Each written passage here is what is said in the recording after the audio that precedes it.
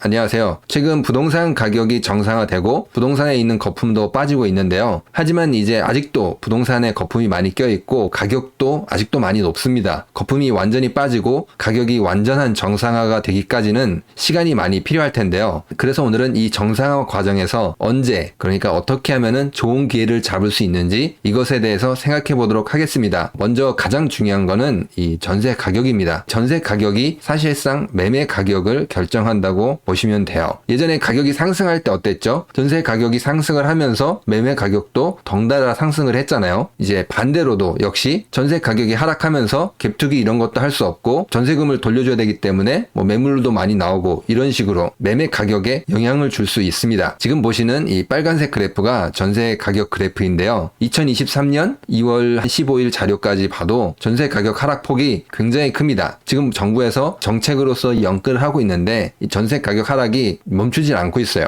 조금 더 자세히 들여다보면은 이 빨간색 그래프를 보시면은 이 수도권과 서울이 이 전세 가격 하락이 훨씬 더 심합니다. 지금 매매 가격 하락보다 전세 가격 하락폭이 더 큰데요. 지역별로 보시면은 특히 이 경기도가 굉장히 심합니다. 지금 순서로 보시면 경기도, 서울, 세종 이렇게 굉장히 심하게 하락하고 있어요. 대구, 부산 여기도 하락폭이 굉장히 심한데요. 굉장히 중요한 도시들이죠. 특히 서울이나 이제 경기, 인천은 이렇게 하락하는 게 전국적으로 이게 전염이 될 수 있습니다. 그렇기 때문에 전세 가격 지수뿐만 아니라 매매 가격 지수도 이게 영향을 주게 됩니다. 이제 제가 이렇게 전세 가격을 보여주면서 갭투기도 조금 계산을 해봤거든요. 왜냐면은 전세 가격이 이렇게 하락하게 되면은 결국에는 갭투기 한 사람들이 견디질 못할 거예요. 최근 전세 가격이 막 몇 억씩 빠지잖아요. 막 3억, 5억 막 이렇게 빠지는데 그거를 다 이제 메꿔서 줘야 되는 거죠. 지금 보시면은 서울 주택 갭투자 비중 이거를 봤는데 2021년 7월에는 거의 한 42%가 갭투자 비중입니다. 이 2021년 7월의 거래량을 제가 그래서 체크해 봤거든요. 한 4,200건 정도가 됩니다. 4,200건 중에 거의 한 1,600건이 넘는 그런 물량들은 갭투자 비중이었다는 거예요. 2021년도 이 서울에서만 거래된 이 갭투자 비중이 이렇게 높은데 이 중에 몇 퍼센트만 문제가 생겨도 어떻게 되죠? 엄청나게 영향이 큽니다. 지금 갭투자 비중이 너무 높아요. 이 사람들이 이런 상황에서 이렇게 전세 가격이 계속 빠지면은 결국에는 이게 경매로 계속 넘어가게 될 겁니다. 2021년 서울 아파트 거래량이 총 한 38,000건 정도 되거든요. 이 38,000건 중에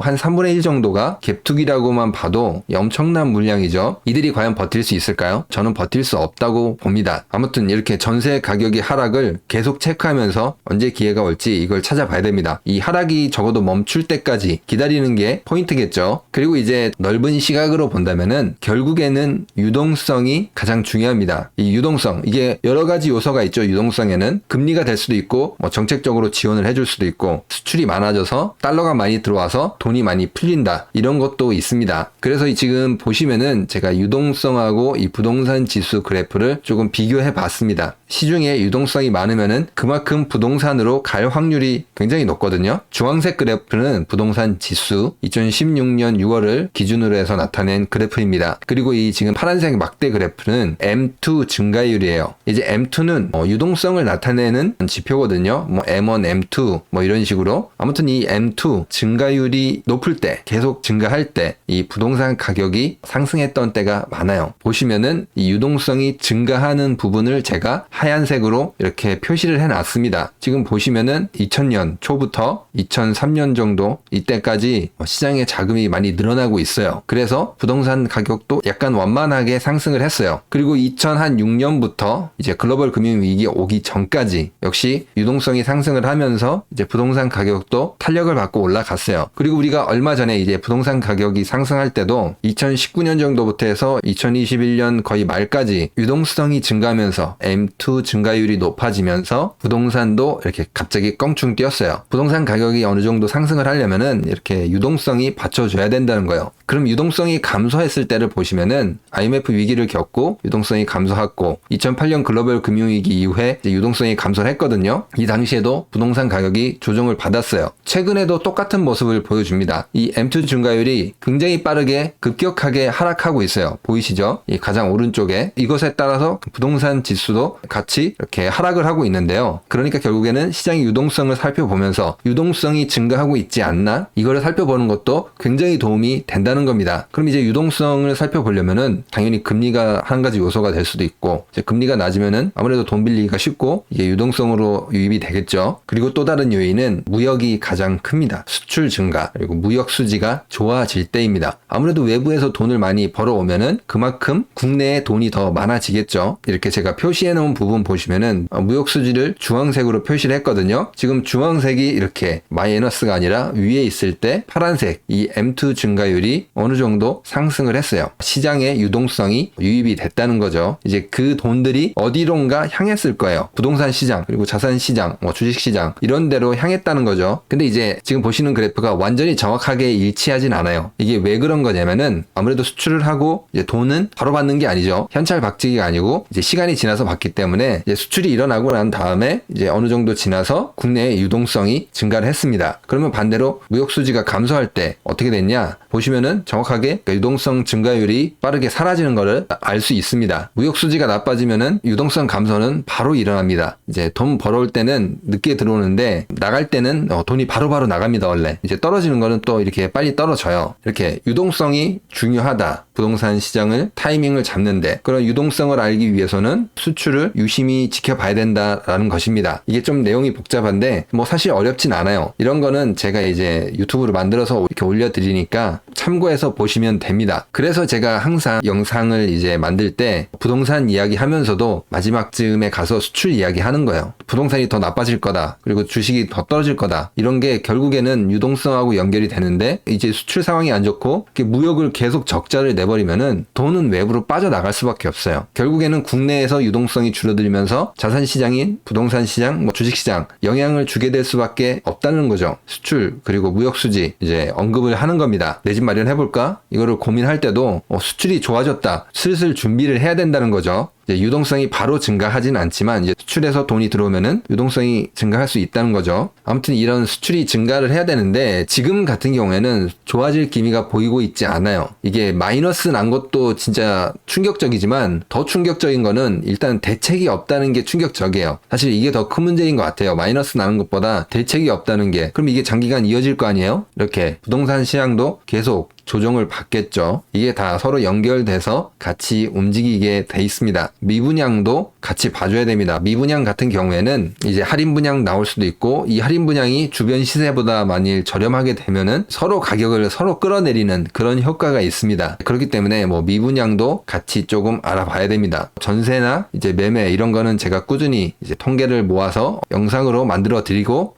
이런 수출이나 유동성 같은 경우에도 좀 보시기 어려운데 주기적으로 정리해서 올려드리도록 하겠습니다. 그러면 오늘 영상은 여기서 마치도록 하겠습니다. 구독과 좋아요, 알람 설정, 그리고 응원의 댓글은 영상을 만드는데 많은 힘이 됩니다. 감사합니다.